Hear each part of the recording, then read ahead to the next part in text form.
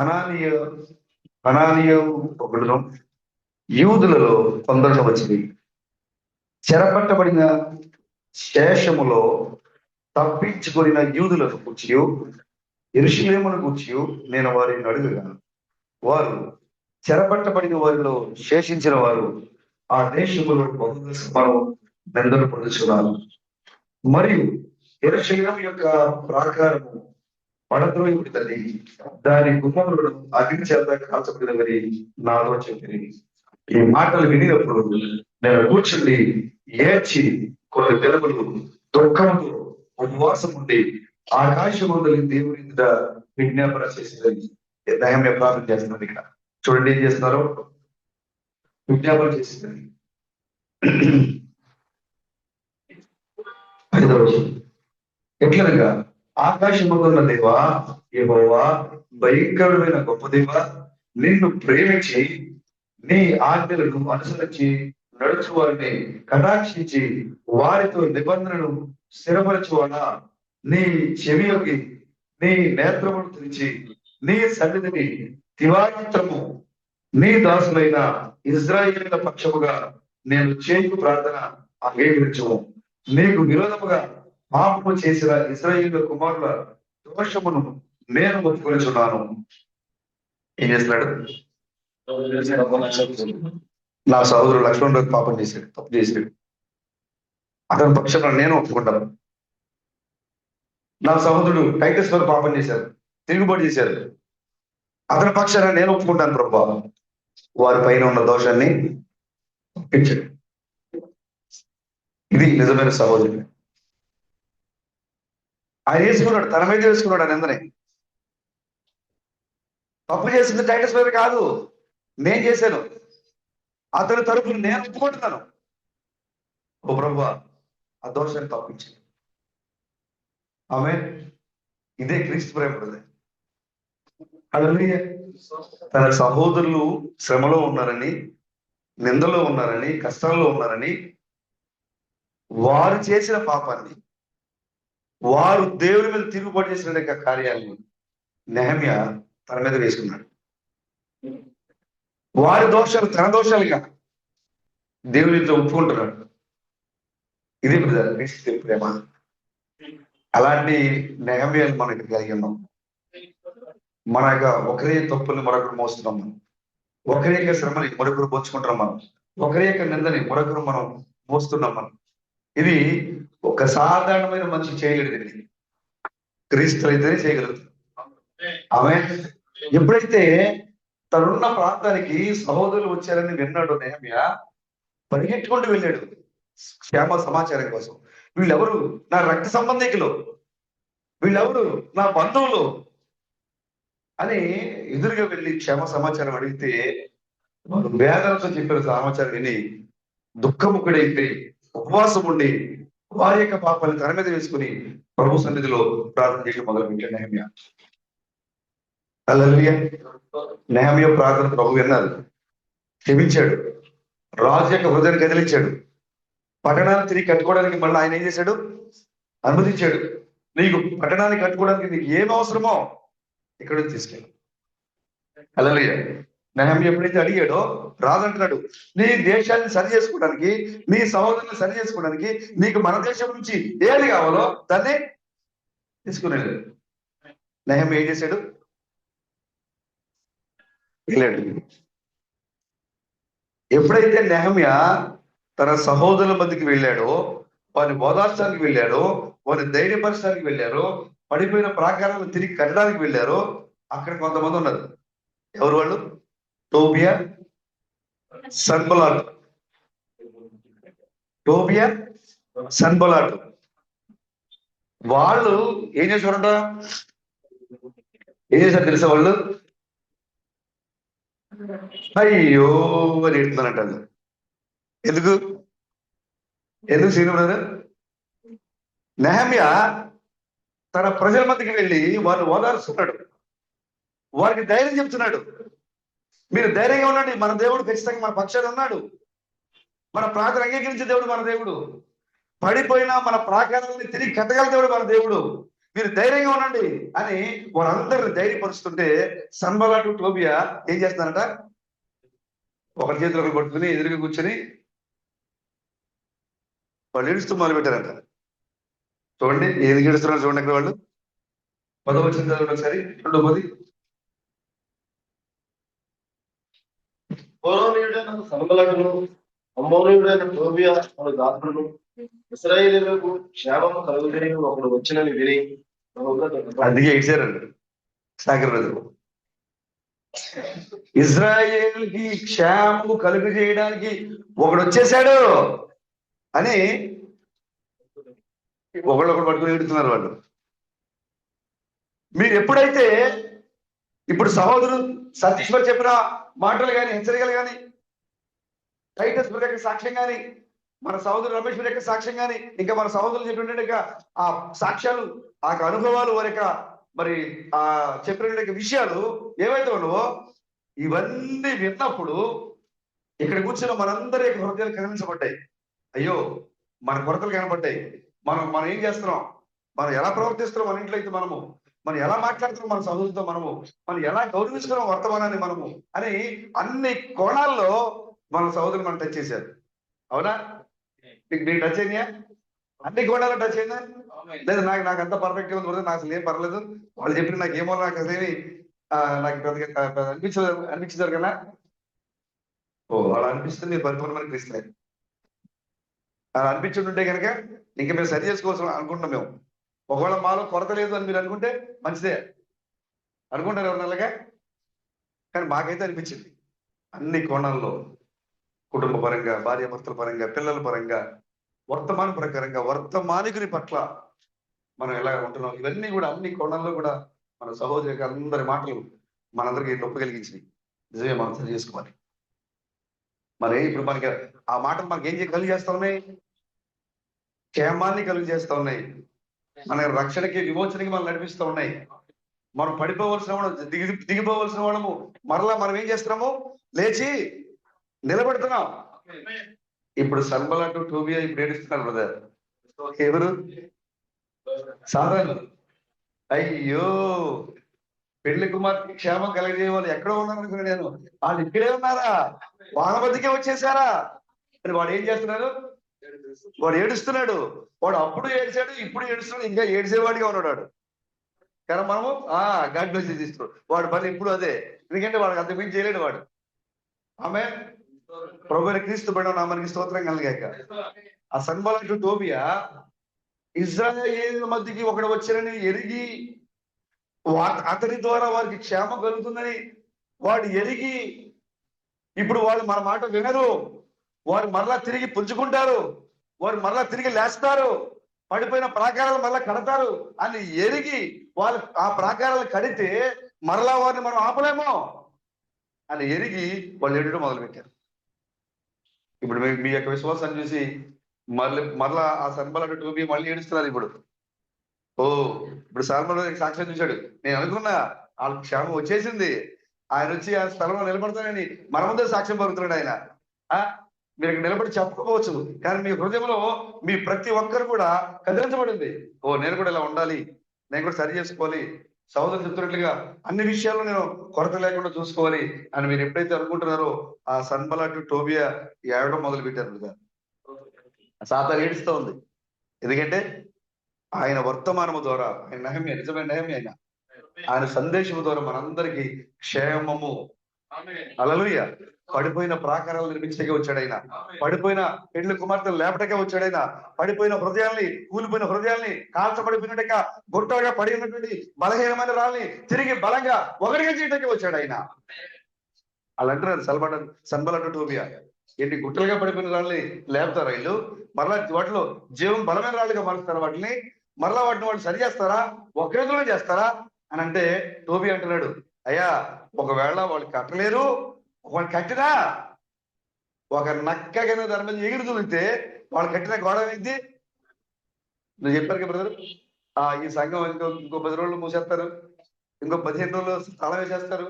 మన సంఘ ప్రారంభం అదే అనుకున్నారు, మాతోనే అన్నారు, మీరు 2 రోజులు చేస్తారు మేము చూస్తాం అన్నారు మాతో. కానీ మన కట్టేది గోడలు కట్టింది ఎవరు? మనం కట్టాము బ్రదర్. ఆయన దగ్గర నుండి కట్టేస్తుంటే దాని ఎవరు బ్రదర్? ఆ టోబీ అంటాడు, వాళ్ళు కట్టే ఆ గోడ ఒక నక్క ఎగిరి దూకితే కూలిపోతాడు. ఎవరు పునాదులు లేక నిర్మించారు దీన్ని కూలిపోటానికి? ఎవరు నిర్మించారు బ్రదర్? దేవుడే పునాది వేసి నిర్మించాడు ఈ సంఘాన్ని. ఇది కోల్చడానికి ఎవరి వల్ల కాదు. వాళ్ళు అంటున్నారు చూడండి 4వ అధ్యాయంలో 1వ వచనం చదవండి. 4:1.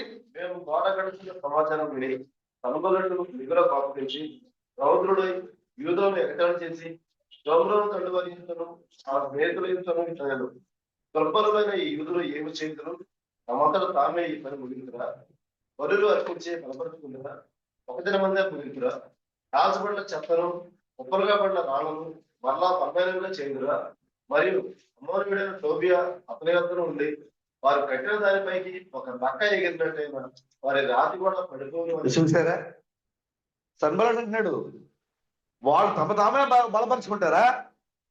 తమకు తామే గోడ కట్టేస్తారా వాళ్ళు అని సన్బలన్ అంటూ ఉంటే టోబియా మనకి సపోర్ట్ కట్టుకుని ఏమైంది? ఒక నక్క ఎగిరి దూకింది దాని మీదకి. ఇది నక్క ఎగిరి దూకితే కూలిపోయే గోడలు బ్రదవి. ఎప్పుడు నక్క ఎగిరి దూకితే మనకు ఆ కూలిపోయే గోడలు నిర్మించాడు దేవుడు. ఇక్కడ పునాది వేసి నిర్మించాడు ఆయన. దానికి ఏం టైటిల్ పెట్టాడు ఆయన? Unshakeable foundation. కదిలించబడని పునాది ఇది. ఎవరు దీన్ని కదిలించలేదు. సన్బలాటు లాంటి వారు, టోబియా లాంటి వారు ఎంతమంది వచ్చి ఈ యొక్క సంఘాన్ని కోల్చాలని చూసినా, ఆటంకపరచాలని చూసినా, ఈ ప్రాకారం నిర్మించకుండా అడ్డుకోవాలని చూసినా, ఇశ్రాయేలుకి క్షేమము కలగకుండా, అత్యున్నత సంఘానికి క్షేమము రాకుండా అడ్డుకోవాలని చూసినా ఎవరు నిలబడరు అక్కడ. ఎందుకంటే ఈ పడిపోయిన ప్రాకారం నిర్మించడానికి ఈ నెహెమ్యా మనకి పరలోకం గురించి భూలోకం దిగి వచ్చాడు ఆయన. హల్లెలూయా, ప్రభుకి స్తోత్రం కలుగాక. ఇక వాడి పని ఎప్పుడు వాడు ఏడ్చేవాడిగానే ఉంటాడు. ఎందుకంటే ఇజ్రాయేల్ క్షేమం కలగడం వాడికి ఇష్టం లేదు. వాడి సైన్యం అంతా కూడా ఏం చేస్తారు ఇప్పుడు? అయ్యో సియోనికి క్షేమమా అని వాళ్ళు ఏడుస్తూ కూర్చుంటారు. ఇప్పుడు ప్రభుకి స్తోత్రం కలుగాక. ఎలా అంటే మీ యొక్క ప్రేమ సహవాసము వాళ్ళని మరింత దుఃఖానికి పంపిస్తుంది. కాబట్టి మరి సహోదరుల యొక్క సాక్ష్యాలు, అనుభవాలు నాకు చాలా గొప్ప మేల్కొల్పునిచ్చినాయి. ఇంత గొప్ప సహోదరులు నేను అనుకుంటున్నాను ఈ 3 రోజులు మనం మాట్లాడుకునే వర్తమానాల కంటే ఈరోజు ఈ విన్నటువంటి ఈ మాటలు నాకు ఎంతో ఆదరణ కలిగించాయి, ఎంతో ధైర్యాన్ని ఇచ్చాయి. ఇలాంటి గొప్ప సహోదరుల మధ్య ఉన్న దేవుడు నన్ను వచ్చింది అని నాకు చాలా సంతోషాన్ని ఇచ్చింది. ప్రభుకి స్తోత్రం కలుగాక. వాళ్ళు చెప్పిన మాటలు వర్తమానం కంటే విలువైనవి. వాళ్ళు చెప్పిన మాటలు, ఎందుకంటే అవి జీవితం. అది వాక్యం అంటే మనం బైబిల్ చదివి నేర్చుకుంటాం, కానీ అది జీవితం. మనం ఎలా జీవించాలి అనేది మనకు ఉపయోగపడే మాటలు అవన్నీ కూడా. కాబట్టి ఇక్కడ బలపరిచినటువంటి మనందరిని బలపరిచిన సహోదరుల అందరినీ కూడా నేను హృదయపూర్వకంగా వందనాలు తెలియజేస్తాను సహోదరులు. సరే, ఈ సమయంలో కలుసుకుందామా? కొనసాగిద్దామా? మరి ప్రశ్నలు ఏం లేవా? ఇందాకే ఒక 5 నిమిషాలు వదిలేండి. ప్రశ్న అన్నది ఆనందం వెళ్ళొచ్చారా? అంటే ఎవరికైనా వెళ్తున్నాడు ఇంత ఫ్రెష్ అవడానికి? సరే, మంచిది.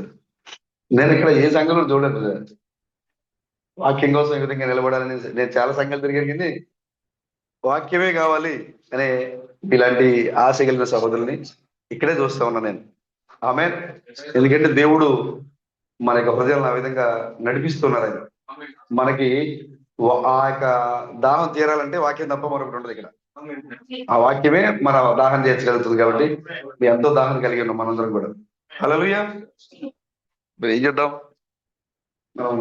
రోజే ఉంది, ఉదయం ఈ రోజే పెట్టుకుందామా?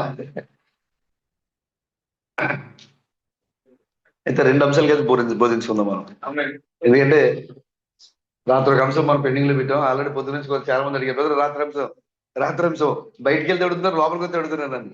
బయట భోజనం చేద్దాం వెళ్తే హరీష్ పెరుగుతుంది, బ్రదర్ రాత్రి అంశం కావాలా అన్నారు బ్రదర్. అక్కడ లోపలికి వస్తే ఇంకోళ్ళు అడుగుతున్నారు, ఇక్కడ సిస్టర్ అడుగుతున్నారు ఇటు వస్తే. కాబట్టి ఆ అంశాన్ని విడిచిపెట్టలేము. అలాగని ఇంకో అంశం కూడా ఉంది, దాన్ని కూడా విడిచిపెట్టలేము మనం. కాబట్టి విలాప వాక్యాలు పరిశుద్ధ గ్రంథం నుంచి మనం చూద్దాం. 5వ అధ్యాయము 16 నుంచి మనం చూద్దాం. మా తల మీద నుండి కిరీటము పడిపోయేను. మేము పాపము చేసి ఉన్నాము, మాకు శ్రమ, దీని వలన మాకు ధైర్యము చెడి ఉన్నది. సీయోను పర్వతము పాడైనది, నక్కలు దాని మీద తిరుగులాడుచున్నవి. మా కన్నులు దీన్ని చూచి మందగిలిను. యెహోవా, నీవు నిత్యము ఆశీనుడవైదు, నీ సింహాసనము తరతరములు ఉండదు. నీవు మమ్మల్ని ఎల్లప్పుడూ మర్చిపోవుట ఎలా? మమ్మల్ని ఇంతకాలము విడిచిపెట్టుట ఎలా? యెహోవా, నీవు మమ్మను నీ తట్టు త్రిప్పిన ఎడల నీవు తిరిగేదము. మా పూర్వస్థితి మరలా మాకు కలుగజేయము. నీవు మమ్మను బొత్తిగా విసర్జించి ఉన్నావు.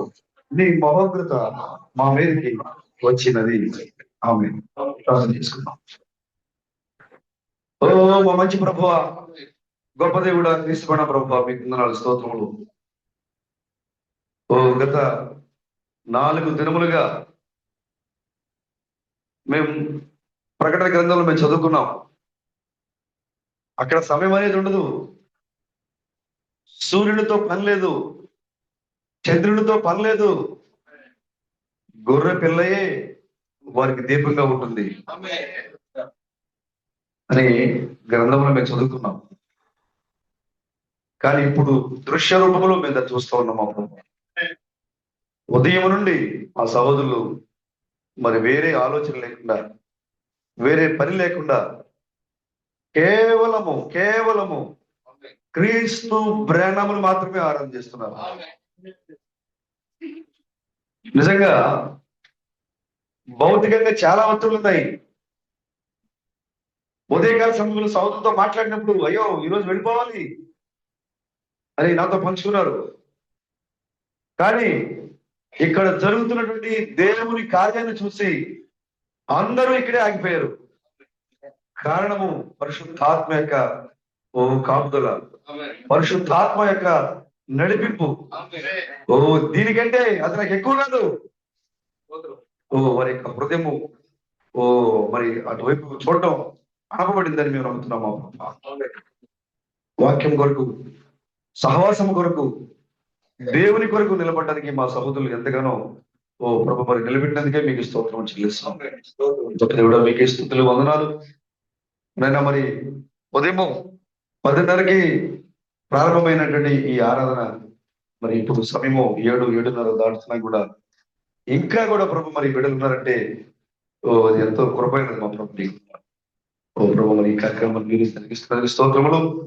అదేవిధంగా చదవబడిన లేఖన భాగాలు మీ చేతులకు అప్పగించుకున్నాం. మా ప్రభు, మీరే మీ యొక్క గ్రంథాన్ని అనువదించి మాతో మాట్లాడమని మా ప్రభువును విమోచకుడైన క్రీస్తు బ్రహ్మణ మీ యొక్క నామంలో మీకు ప్రార్థన అడుగుతున్నాం ప్రభు. ఆమేన్. అందరికీ వందనాలు సహోదరులు. నన్ను చాలా మంది సహోదరులు అడుగుతూ ఉంటారు, మీ మీ మీ ప్రార్థన, మీ ఆరాధన ఎన్ని గంటలకు స్టార్ట్ అవుతుంది? నా ద్వారా అడిగాం. ఎగ్జాక్ట్ గా 10 స్టార్ట్ అయిపోతుంది. ఒక 2 నిమిషాలు అటు ఇట్లో ఎగ్జాక్ట్ గా 10 స్టార్ట్ అయిపోద్ది మా ఆరాధన. మీరు ఎప్పుడు క్లోజ్ చేస్తారు? మీరు క్లోజ్ చేసే టైం అయితే మా చేతిలో లేదండి. స్టార్ట్ చేయడం అయితే 10 గంటలకు స్టార్ట్ చేసేస్తాం. 1 నిమిషం అటు ఇటుగా, కొన్ని 5-6 నిమిషాలు 10 నిమిషాల్లో 10కి స్టార్ట్ అయిపోతుంది. కానీ క్లోజింగ్ టైం అయితే మా దగ్గర లేదు. ఏంటి అంతసేపు కూర్చుంటున్నారు చర్చిలో? ఆయన ముఖం అడగటం మారిపోయింది. ఏంటి అంతసేపు కూర్చుంటున్నారు చర్చిలో? నాకు ఆ ముఖం వచ్చిందా బయటికే కవడకలు రాలేదా అదే అన్నా? అవునండి, అంతసేపు. ఓసారి మీ సంఘస్థలు చూడాలి నేను. ఎందుకు ఉదయం 10 గంటలకు వచ్చి కూర్చొని ఎంతసేపు అయినా కూర్చునే సంఘస్థలు ఎవరు? ఒకసారి నేను 4 మొక్కలు చుడతాను నేను అని ఒక ఆయన అన్నాడు. మిమ్మల్ని చూడాలని ఆశపడతాను కదా. ఎందుకంటే ఉదయం 10 గంటలకి మందిరం లోపలికి వస్తే ఎప్పుడు వెళ్తామో తెలియదు ఇంటికి మనం. ఇంకొక ఆయన అన్నాడు, నేను మీ ప్రసంగాలన్నీ వారం వింటూనే ఉంటాను. నేను మధ్యలో ఎవరు తమిళ నుంచి మాట్లాడుతున్నాడు అని అడిగాను. ఒక రోజు నువ్వు మాట్లాడుతున్నావు, అది నాకు అర్థం అవుతుంది నీ వాయిస్. మధ్యలో ఒక తమిళ మాట్లాడుతున్నాడు, ఆయన ఎక్కడి నుంచి వస్తాడు ఆయన అని అడిగాడు. మధ్యలో తమిళ వస్తుంటారు, ఒకరోజు ప్రసంగం ఆయన ఉంటుంది మాత్రం చెప్పారు. ఒకరోజు ప్రసంగం తమిళ కూడా ఉంటుంది. మీ చర్చికి వద్దాం అనుకుంటున్నా, కానీ నేను వారం వారం వింటున్నా. అదేంటంటే 10 గంటల కానీ సాయంత్రం దాకా వినపడుతున్నది క్యాసెట్ అది బైక్ సెట్. నాకు భయం వేస్తున్నా, వచ్చి కూర్చోలే కానీ మధ్యలో వెళ్ళలేమేమో. ఆ సాయంత్రం దాకా నేను ఎక్కడ కూర్చోలేదని నేను రావడం మానేస్తున్నా. కానీ ఆ మాట్లాడుతూ ఉంటే ఒకసారి వస్తే బాగుండని అనిపిస్తుంది, కానీ వచ్చే కాన్సెప్ట్ నేను కూర్చోలేమని రావట్లేదు అన్నాడు ఆయన. అంటే సాక్ష్యం బ్రదర్, మీరు లోకానికి ఉప్పై ఉన్నారు అని చెప్పడానికి దేనికన్నా గొప్ప సాక్ష్యం అవసరం. హల్లెలూయా. వాక్యం కోసం మీరు ఎంతగా మరి దేవుని కోసం నిలబడగలరు అనేది ఇవి సాక్ష్యాలు, ఇవన్నీ కూడా. ప్రభుకి స్తోత్రం కలగాక. హల్లెలూయా. మంచిది. మన సహోదరులు చెప్పినట్లుగా నువ్వు ఈ యొక్క చివరికాల సమయంలో దేవుని యొక్క వాక్యాన్ని రుజువుపరచడానికి మనం మరి దేవుని ప్రతినిధులుగా, స్థామస్గా చెప్పినట్లుగా మనము పరలోక ప్రతినిధులు ఈ లోకానికి. ఆమె ఆయన ఆ బ్రిటిష్ వర్గం నుంచి స్థామస్ గారు ఎక్స్ప్లెయిన్ చేస్తూ ఈ భారతదేశాన్ని స్వాధీనపరచుకోవడానికి ముందుగా ఆ బ్రిటిష్ వాళ్ళు ఎలాగైతే కొంతమందిని ఈ లోకానికి పంపించారు, అంటే ఇండియాకి పంపించారు. ఈ భారతదేశం యొక్క బలము బలహీనత వాళ్ళు ఏం చేశారంట, వ్యాపారం చేసుకుంటూ భారతదేశంలో అన్ని రాష్ట్రాలు సంచరిస్తూ ఎక్కడ ఏ రాష్ట్రంలో ఏ సంపద ఉంది, ఏ రాష్ట్రంలో ఎవరున్నారు, ఏ ఏ ప్రాంతాన్ని మనం ఎలా జయించాలి అనేటువంటి ఈ విషయాల్ని, ఇక్కడున్న బలము బలహీనతలు ఇవన్నీ కూడా తెలుసుకుని ఈ సమాచారాన్ని ఎప్పటికప్పుడు లండన్కి పంపించేవాళ్ళంట. వాళ్ళు ఆ బ్రిటిష్ అధికారికి పంపించేవాళ్ళంట అక్కడికి. వాళ్ళు ఇవన్నీ తెలుసుకుని పక్కా సమాచారం తెలుసుకుని వాళ్ళు వచ్చి ఏం చేశారంట, యుద్ధం చేసి ఎవరెవరైతే కొన్ని కొన్ని సామంత రాజ్యాలు ఉన్నాయి అప్పట్లో ఇండియాలో కూడా, ఎవరిని ఏ విధంగా దాడి చేయాలో, ఎవరిని ఏ విధంగా ఓడించాలో ప్లాన్ ప్రకారంగా వచ్చి యుద్ధం చేసి ఇండియా దేశాన్ని మొత్తం వాళ్ళు ఏం చేశారు, స్వాధీనపరుచుకున్నారు. ఇప్పుడు అదే జరుగుతుందని చెప్పారు థామస్. మీకు గుర్తుందా బ్రదర్? థామస్ చెప్పి స్వయంగా ఇప్పుడు అదే జరుగుతుంది. ఇప్పుడు మీరు ఎవరు అనుకుంటారు? ఇప్పుడు మీరు పరలోక ప్రతినిధులు లేదు. ఎందుకంటే దేవుడు ఈ ప్రపంచాన్ని స్వాధీనపరచుకోబోతున్నాడు. అందుకోసమే ఈ భూమి మీద మనల్ని దేవుడు ఇక వేగుల వారికి పంపించాడు ఈ లోకానికి. ముందుగా ఈ 700 మంది ఎందుకు వచ్చారు ఇక్కడికి? వేగులు వారు వేగి చుట్టానికి వచ్చారు ఇక్కడికి. ఇక్కడున్న బలం ఏంటి, బలహీనత ఏంటి, దీన్ని ఎలా స్వాధీనపరచుకోవాలి, ఈ దేశం అంతటిని, ఈ లోక రాజ్యాలన్నీ కూడా ఎలా క్రీస్తుకి అప్పగించాలి, ఎలా స్వాధీనపరచుకోవాలి, ఏ విధంగా యుద్ధం చేయాలి అని ముందుగా వేగి చూడడానికి వచ్చిన వేగులు వారు అంటే వీళ్ళందరూ కూడా. ఆమె ఇప్పుడు మనం ఏం చేస్తామంటే ప్రభు పక్షాల నుండి ఇక్కడ ఇవన్నీ ఎక్కడ సాతాను ఎక్కడెక్కడ బలంగా ఉన్నాడు, ఏ సంఘంలో వాడు పనిచేస్తున్నాడు, ఏ సంఘంలో వాడు ఏ బోధన బోధిస్తున్నాడు, వాడి యొక్క బలం ఏంటి, వాడి యొక్క బలహీనతలు ఏంటి, ఇవన్నీ కూడా మనం ఎప్పటికప్పుడు మనం మెయిన్ బ్రాంచ్ కి మనం పంపిస్తున్నాం. మన మెయిన్ బ్రాంచ్ వెళ్ళిపోతున్న సమాచారం. ఒక రోజున ఆయన రాబోతున్నాడు, రాజులకు రాజు ప్రభులకు ప్రభు. ఒక్కసారిగా తెల్లవారేసరికి ఏమైపోద్ది, బబులోను జెండా మారిపోయి ఏమొచ్చింది, మాదియ పారసీకుల జెండా ఆ కోటపై ఎగురుతూ ఉంది. సమస్య చెప్తున్నారు, ఒకేసారిగా ఈ లోక రాజ్యాలు మొత్తం కూలిపోయి క్రీస్తు రాజ్యం ఇక్కడ స్థాపించబడబోతుంది. దానికి మనం అందరూ పని చేస్తామంటారు. మీకు తెలియదు కానీ ఆ పని మీరు చేస్తున్నారు. ఇక్కడ మీరు వేగులు మీరు చెప్తున్నారు, అయ్యా సాతాను నా దగ్గరికి వచ్చింది, నన్ను బలహీనపరిచింది. ఓహో, వాడు బలం ఏ విధంగా బలహీనపరిచాడా, నేను వస్తున్నా. వాడిని ఎలా ఎక్కడ బంధించాలో సమాచారం అక్కడ పంపించింది. టైట్ ప్రార్థన చేశారు, అయ్యా నాకు నడు నొప్పి, ఓ వాడు నిన్ను ఆ విధంగా బలహీనపరుస్తున్నాడా, అయితే నేను వస్తున్నా. వాడిని ఎక్కడ కొట్టాలో నేను ఎక్కడ కొడతాను. మన యొక్క బలము బలహీనతలు, వాడి యొక్క బలము బలహీనతలు ఇవన్నీ కూడా మనం మన మెయిన్ బ్రాంచ్ పంపిస్తూ ఉన్నాం. మనం హెడ్ క్వార్టర్కి వెళ్ళిపోతుంది సమాచారం. ఒక రోజున ఆయన గుర్రం మీద, తెల్ల గుర్రం మీద రాజులకు రాజుగా ప్రభులకు ప్రభుగా వచ్చి ఈ లోకనైనా అన్ని రాజ్యాలను కొలిచివేసి సకల రాజ్యాల్ని ఆయన స్వాధీనం తీసుకుపోతున్నాడు. ఆమె ప్రభుకి స్తోత్రం కలుగుతుంది. హల్లెలూయా. మంచిది బ్రదర్, చాలా సంతోషం. ప్రభువా మా పూర్వ స్థితి మరలా మాకు దయచేయండి. ఇది మన అంశం. క్రీస్తు బిడ్డ ప్రభువా, మేము కోల్పోయిన మా పూర్వస్థితి, మేము ఏదేల్లో ఏది కోల్పోయామో, మేము ఏదేల్లో ఏదైతే సాతాను మన నుంచి లాగేసుకుందో, సాతాను మనల్ని ఏ విధంగా మరణాన్ని తీసుకొచ్చిందో, మేము కోల్పోయాము. జీవాన్ని కోల్పోయాము, సంతోషాన్ని కోల్పోయాము, నీతో ఐక్యతను కోల్పోయాము, నీతో ఉండే అనుభవాన్ని కోల్పోయాము. కాబట్టి ఈ చివరి దినాల్లో మరలా మేము కోల్పోయిన దాన్ని తిరిగి మరలా మాకివ్వండి. హల్లెలూయా. ఇర్మియా అంటున్నాడు విలాప వాక్యంలో, ఇర్మియా ప్రార్థన చేస్తున్నాడు, ప్రజలందరూ కూడా తిరుగుబాటు చేశారు, చెరసాలకు వెళ్ళిపోయారు, బానిసలుగా ఉన్నారు, వాళ్ళు హింసలు పడుతున్నారు ఆ రాజ్యాల్లో. వాళ్ళందరి తరపున ఇర్మియా ప్రార్థన చేస్తున్నాడు.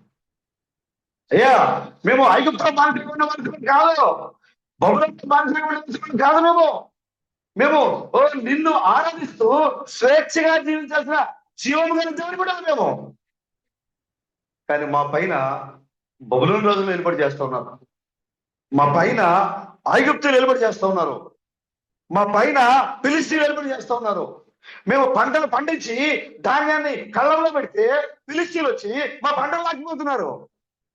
మేము కష్టపడి చెమట వచ్చి సంపాదిస్తే వాళ్ళు వచ్చి మా కష్టం చేతని లాక్కుపోతున్నారు. మేము అలా ఉండవలసిన వాళ్ళు కాదు. కాబట్టి మేము కోల్పోయిన మా పూర్వస్థితిని, మేము కోల్పోయిన పరలోక అధికారాన్ని, మేము కోల్పోయిన క్రీస్తు తత్వాన్ని తిరిగి మరలా మాకు దయచేయండి. హల్లెలూయా, ప్రభుకి స్తోత్రం కలగాక. ఇర్మియా మాట్లాడుతున్నాడండి. ఇప్పుడు నువ్వు అడగల ప్రభుని, ఓ క్రీస్తువైన ప్రభువా, నేను కోల్పోయిన నా స్థితిని నాకు మరలా ఇవ్వండి. నేను ఎలా ఏడుస్తూ, మన కోసం భయపడుతూ, వ్యాధులతో భయపడుతూ, దుఃఖంతో, ఇంట్లో ఆనందంతో ఉండవలసి కాదు. నేను నా పితరుడైన ఆదాము సృష్టి మొదటిలో అలాగూ లేడాయన. ఆదాముకి మరణం లేదు, ఆదాముకి వ్యాధులు లేవు, ఏ దేనిలో ఆదాముని అడ్డుకునేది ఏది లేదు. శివుడు గారు చెప్పారు, ఒకవేళ ఆయనకి ఇష్టమయ్యి, ఆయనకి నచ్చి, ఆయనకి దారిలో వెళుతూ ఉంటే ఆ చెట్టు పెద్ద చెట్టు అడ్డు వచ్చింది అనుకోండి, పక్క తిరిగి వెళ్ళొచ్చుగా. ఆదాము, అవునా బ్రదర్, సాగర్ బ్రదర్? మనం ఏం చేస్తాం? చెట్టు అడ్డు వస్తే ఏం చేస్తారు సాగర్ బ్రదర్? మీరు పక్క తిరిగి వెళ్ళిపోతారు. కానీ ఆదాము వెళ్ళా, నాకు గట్టిగా ఉన్న పక్క తప్పుకోమన్నాడు ఆయన. బ్రదర్ చూడండి చెప్పారు, నాకు గట్టిగా ఉన్నావేంటి, నువ్వు లేచి అవతలకి వెళ్ళు అంటే చూడండి చెప్పారు. ఆ చెట్టు పెళ్ళ పెళ్ళ పెళ్ళ పెళ్ళ పెళ్ళ సౌండిస్తూ కూకటి వేళ్లతో సహా లేచి ఆదాముకు దారిచ్చింది. అది మన పూర్వస్థితి. హల్లెలూయా. ఆదాము సింహం దగ్గరికి వెళ్ళాడు, సింహంతో మాట్లాడుతున్నాడు, దాని పేరు పెట్టాడు. ప్రకృతిలో ఉన్న ప్రతి జీవరాశికి ఆదాము పేరు పెట్టాడు. ఆదాము దేనికి పేరు పెట్టాడు, నేటికి అదే పేరుతో పిలుస్తున్నాం మనము. అది మన పూర్వస్థితి. అవును సోదరుడా, ఆదాముకి మరణం లేదు, దేవునితో పాటుగా నిత్య జీవిగా ఉన్నాడు. దేవుడు వస్తూ ఉంటే ఆదాము ఎదురుగా వెళ్ళి ఆరాధన చేసుకుంటున్నాడు. అది మన పూర్వస్థితి. మనం దాన్ని కోల్పోయాం, దాని నుండి మనం దూరం అయిపోయాం, ఆ దైవత్వాన్ని మనం కోల్పోయాము, దేవునితో ఆ సహవాసాన్ని మనం కోల్పోయాము. కాబట్టి ఈ చివరి దినంలో మరలా మనకి ఆ స్థితి అవసరం. మనకి ప్రభుకి స్తోత్రం కలగాక. ప్రభు ఆ పూర్వపు స్థితిని, ప్రభా నా స్థితి ఇది కాదు, నేను ఇలా ఉండాల్సిన కాదు, నేను ఎవరో భయపెడితే భయపడే స్థితి కాదు నాది, ఎవరో వడికిస్తే వడికిపోయే స్థితి నాదే కాదు, ఎవరికో లోపడాల్సిన అవసరం, ఎవరికో దాసులుగా ఉండాల్సిన అవసరం మాకు లేదు. మేము దేవుని కుమారులము, జీవము గల దేవుని కుమారులం మేము. కానీ మేము ఆ స్థితిని ఏమైపోయాము, కోల్పోయాం. కాబట్టి ప్రభు, క్రీస్తు కూడా ప్రభు, మేము కోల్పోయిన ఆ స్థితిని మీరు మరలా మాకు ఇవ్వండి. మీరు అడగండి బ్రదర్, అడిగితే ఖచ్చితంగా ఇవ్వగల దేవుడు మన దేవుడు. నువ్వు పశ్చాత్తాపడితే ఆయన నీతో పాటుగా వచ్చి నీతో పాటుగా బాధపడే దేవుడు మన దేవుడు. తెలుసా మీకు? హల్లెలూయా. ఎందుకంటే ఒక తండ్రి కుమారుడు ఏడుస్తాడు చూసి కూరుకోడు. నువ్వు ఎలా బాధపడుతున్నావో నీ యొక్క బాధలో ఆయన కూడా పాల్పంచుకుంటాడు వచ్చి. నువ్వు సంతోషపడుతుంటే నీ సంతోషంలో సంతోషపడతాడు ఆయన. ఎందుకంటే నిన్ను అంతగా ప్రేమించాడు ఆయన. ప్రభుకి స్తోత్రం కలగాక. కానీ కృతజ్ఞత లేని వారు అయిపోయారు జనులు, సహాయం పొంది సహాయాన్ని మర్చిపోయేవారు అయిపోయారు జనులు. దావీదు సౌలు తరుముతుంటే సౌలును చంపలేక, సౌలు పైన యుద్ధం చేయలేక పారిపోవట్లేదు. దావీదుకి దేవుడు అంటే భయము, దావీదుకి దేవుని దాసులంటే భయము. కాబట్టి దేవుడు ఎవరినైతే అభిషేకించారో వారిని ఒక్క మాట కూడా అనకుండా, చూడు దావీదుని తిట్టాడు కానీ దావీదు సౌలు ఒక్క మాట కూడా తిట్టలేదు, ఒక్క మాట కూడా తిట్టలేదు. భయపడిపోయాడు దావీదు చూసి సౌలు.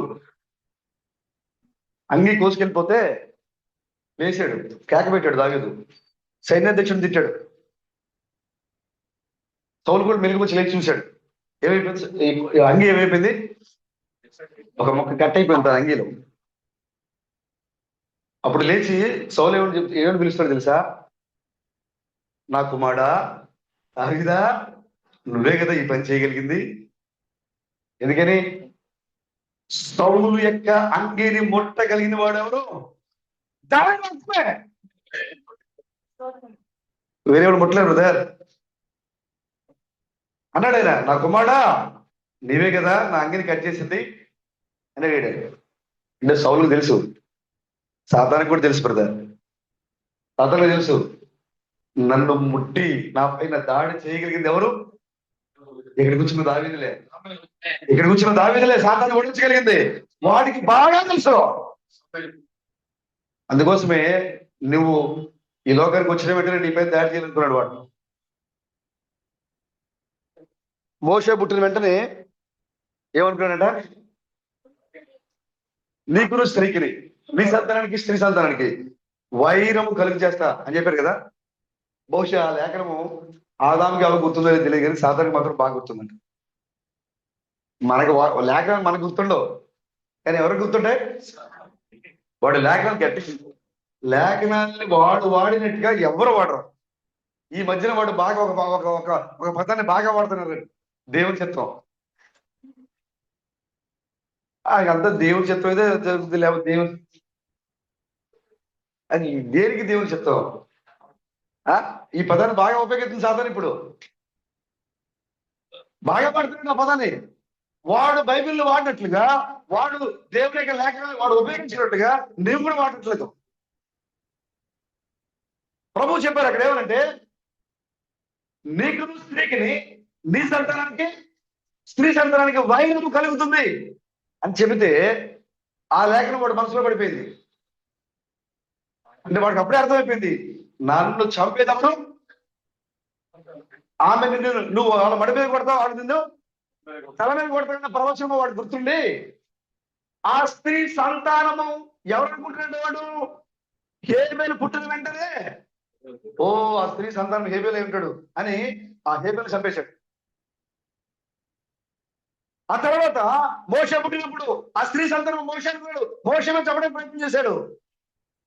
యేసుక్రీస్తు అనుకున్నాడు, యేసుక్రీస్తు చంపడానికి ప్రయత్నం చేశాడు. తీసుకుని ఎక్కడ చెప్తాడు, హేబేలు అనుకుని హేబేలు చంపేసిన తర్వాత వాడు అనుకున్నాడట, నీ ప్రవచనాన్ని నేను ఆపేశాగా అనుకున్నట్టు. వాడు నీ ప్రవచనాన్ని నేను ఆపేశాను కదా, ఇంకా వాడు నా తల మీద పెడతారు అని అనుకున్నాడు.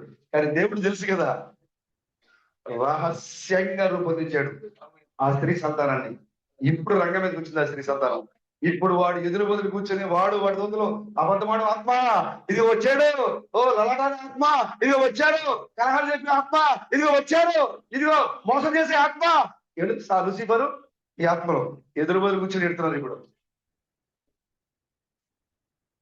ఎదురు బదులు కూర్చొని ఎడుతున్నారు. ఎందుకంటే స్త్రీ సంతానము ఇప్పుడు ఎక్కడికి వచ్చింది? భూమి మీదకి వచ్చేసింది. వారు ఎక్కడి నుంచో ఎక్కడో దాడి చేసి ఎక్కడో ఆగిపోయింది అనుకున్నాడు వాడు. హేబేలు చంపేసి స్త్రీ సంతానం ఆగిపోయింది అనుకున్నాడు వాడు. ఆ స్త్రీ సంతానం అక్కడ రాలే, ఇప్పుడు వచ్చింది ఆ స్త్రీ సంతానం. ఇప్పుడు వచ్చింది ఆ స్త్రీ సంతానం. వాడు అనుకున్నాడు దాడి చేశాడని, కానీ ఆ స్త్రీ సంతానాన్ని దేవుడు రహస్యంగా రూపొందించి ఆయన ఏం చేశాడు? ఈ చివరి సమయాన్ని తీసుకొచ్చాడు ఆయన. హల్లెలూయా.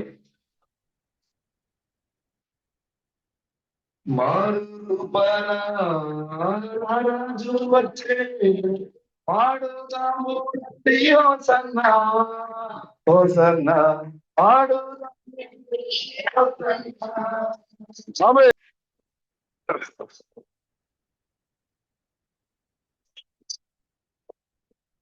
మన పూర్వస్థితిని మనం కోల్పోయాం.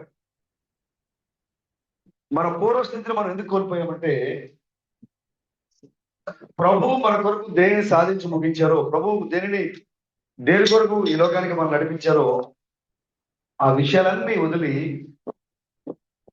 కృతజ్ఞత లేకపోవడం. దావీదు సౌలు తరుముతుంటే పారిపోయి దాక్కుని కొన్ని సంవత్సరాల పాటు సౌలుకు దూరంగా ఉన్నాడు, ప్రజలకు దూరంగా ఉన్నాడు, కుటుంబానికి దూరంగా ఉన్నాడు. ఒకరోజు కెయిలా అనే ప్రాంతంలో ఫిలిస్తీన్లు వచ్చి ఆ పట్టణం మీద దాడి చేసి కళ్ళాల్లో ఉన్న వారి యొక్క ధాన్యాన్ని లాక్కుపోతూ ఉంటే వారికి ఆహారం లేదు, వారిని కాపాడేవారు లేరు, వారికి సహాయం చేసేవారు లేరు. వారి కష్టార్జితం అంతా కూడా దోపుడు సొమ్ముగా వెళ్ళిపోతూ ఉంటే వారికి రక్షణ కల్పించేవారు లేరు. అలాంటి సమయంలో ఆ సమాచారము దావీదుకు తెలుసు. కెయీలలో ఉన్న ప్రజలు, మా సొంత ప్రజలు, వారి కష్టార్జితము దోపుడు సొమ్ముల చేతికి వెళ్ళిపోతూ ఉంది. దోపిడీదారులు వచ్చి వారి కష్టార్జితం దోసుకుపోతున్నారు. కళ్ళల్లో ఉన్న వారికి ధాన్యాన్ని కష్టపడి పండించి, వాడు ఏడాదంతా కష్టపడి పండించిన ధాన్యము కళ్ళల్లో ఉంటే చేతికి అంది వచ్చే సమయానికి వాళ్ళు దాన్ని లాక్కెళ్ళిపోతున్నారు. ఆహారం ఉండట్లేదు వాళ్ళు తినడానికి, వారికి సహాయం చేసేవాళ్ళు లేరు అని దావీదు విన్నప్పుడు దావీదు వారి సహాయం చేయాలా వద్దా అని ప్రభుని అడిగాడు. ప్రభువా, కెయీల వారికి సహాయం చేయమంటారా అని అడిగితే ప్రభు వెళ్ళి సహాయం చేయమని చెప్పారు. ప్రభు యొక్క అనుమతితో దావీదు కెయీల ప్రాంతానికి వెళ్ళి వారి మీదకి వస్తున్న ఫిలిస్తీన్ని మరి కొంతమందితో వెళ్ళి వాళ్ళని తీసుకెళ్ళేటప్పుడు కూడా ప్రభు అడిగారు, ప్రభు వెళ్ళి కూడా తీసుకెళ్ళమంటావు నాతో పాటు. దావీదు ప్రభుని అనుకుంటే ఏ పని చేయలేదండి. మీరు నాతో పాటుగా మరి కొంతమంది తీసుకెళ్ళమంటావా? తీసుకెళ్ళమంటారు ప్రభు. వాళ్ళు తీసుకుని వెళ్ళి ఎవరైతే కెయీలా ప్రజల మీద పడి వారి కష్టార్జితం దోసుకుపోతున్నారో ఆ ఫిలిస్తీన్ పైన దాడి చేసి వారి కష్టము దోపుడు సొమ్ము కాకుండా అడ్డుకున్నాడు దావీదు. మరి దావీదుకి వీళ్ళంతా లోబడి ఉండాలి కదా, అవునా? ఇంత సహాయం చేశారు. ఒక్కరు కూడా వచ్చి వాళ్ళ కష్టార్జితం దోసిపోతుంటే ఆశపడలేదు లేరు. వీళ్ళు వెళ్ళి దావీదు మాకు సహాయం చేయి అని అడగరా. వాళ్ళు పడే వేదన చూసి దావీదే ప్రభువుని అడిగేయాలని అక్కడికి, ప్రభు యొక్క అనుమతి వచ్చాడు అక్కడికి, ఫిలిస్తీన్లు తరిమి కొట్టాడు. ఇప్పుడు ఈ కెయీల ప్రజలు ఎంత జాగ్రత్తగా ఉన్నారు బ్రదర్, ఎంత కృతజ్ఞత కలిగి ఉండాలి దావీదు ఎడల ఉండాలా. సౌలు తరుముతున్న సంగతి విని కెయీలలో కొంతమంది ప్రజలు, కొంతమంది తిరుగుబాటుదారులు ఉంటారు ప్రతి చోట. సంఘంలో కూడా ఉంటారు, వాళ్ళు ఏం చేస్తారు తెలుసా? సతీష్ బ్రదరు నేను దిట్టాడు బ్రదరు, ప్రేమ్ బ్రదరు నువ్వు అడిగాయి ప్రేమ్ బ్రదర్ అంటారు, ఎందుకులే మన సోదరుడే కదా బ్రదర్, నువ్వు అడగాలి కూడా బ్రదరు. ఒకసారి అయితే మనం వదిలేచ్చు, మనం నాకు 2 సార్లు చెప్పాడు. ఇలాంటి వాళ్ళు ఉంటారు ప్రతి చోట. ఎందుకంటే కలహాలు రేపే ఆత్మ అక్కడి నుంచి దిగి వస్తుంది భూమి మీదకి. ఎవరైతే వాక్యములు బలహీనంగా ఉంటారో, ఎవరైతే విశ్వాసంలో బలహీనంగా ఉంటారో, ఎవరైతే దేవునికి దూరంగా సాధారణకి దగ్గరగా ఉంటారో వాళ్ళ వాటర్ వాళ్ళలో కొంచెం పనిచేస్తాడు. దేవుని యొక్క అనుమతితో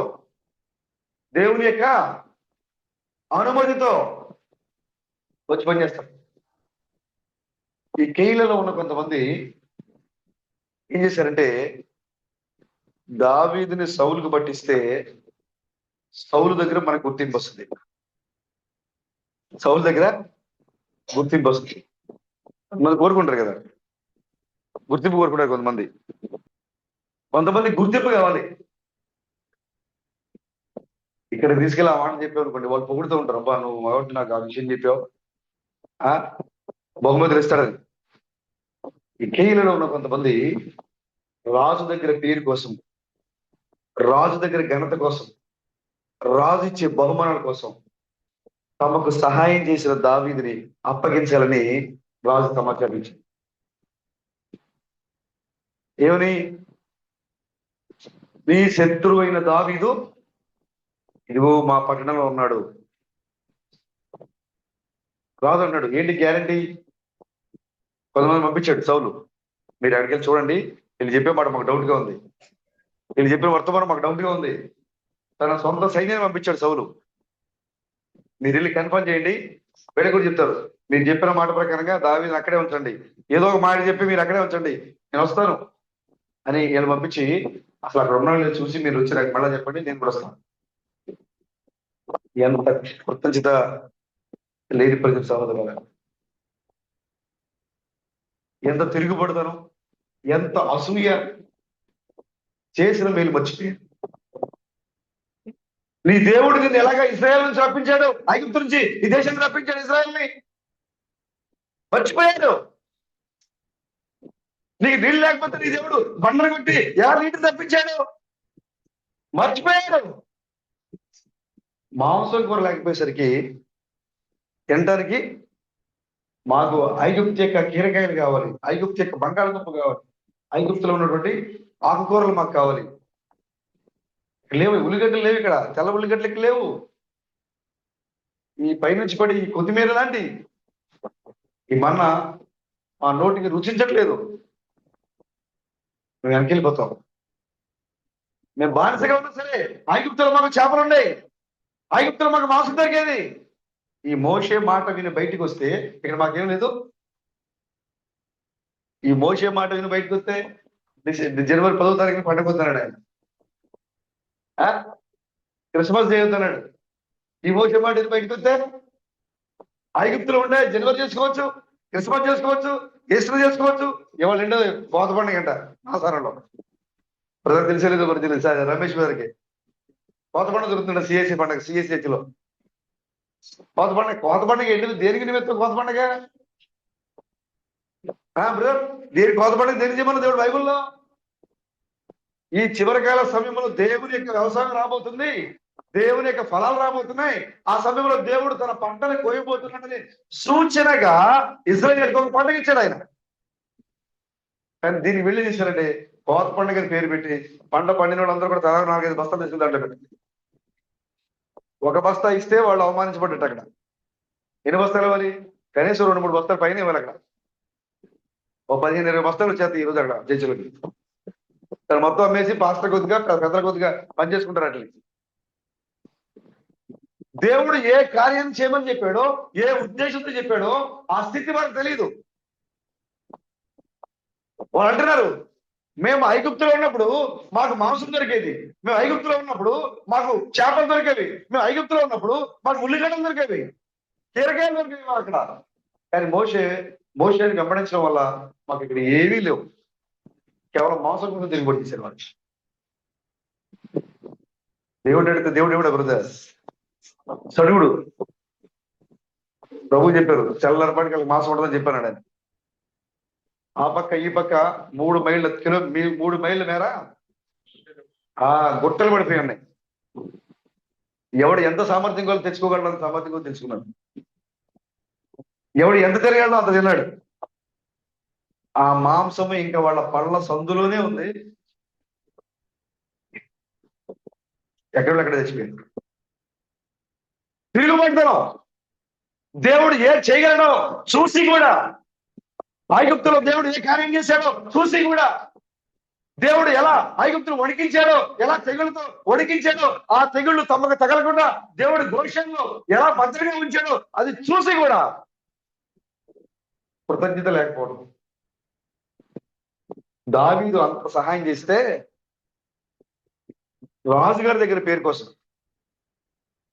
రాజుగారి దగ్గర బహుమానాల కోసం సమాచారం ఇచ్చేసాడు. ఇదిగో మీ శత్రువు ఇక్కడే ఉన్నాడండి, మేము పట్టిస్తాం. శత్రువుల నుంచి కాపాడితే వీళ్ళు ఏంటి కదా వీళ్ళు ఇచ్చే బహుమానం? దావీదు యొక్క సమాచారాన్ని శత్రువులు జారేశాడు. సౌలు వచ్చేసాడు, పక్క సమాచారం ఉంది సౌలుకి. దావీదు కెయీలాలో మయనాడు ప్రాంతంలో ఉన్నాడని పక్క సమాచారంతో వచ్చేసాడు సౌలు అక్కడికి. సౌలు వస్తున్నాడన్న సంగతి దావీదు తెలిసిపోయింది. సౌలు తనకు కీడు చేయ ఉద్దేశించాడన్న సంగతి సౌలుకి అర్థమైపోయింది, దావీదుకి అర్థమైపోయింది. వెంటనే ఎఫోదు వేసుకున్నాడు. చూడండి ఒకసారి మొదటి సమయాలు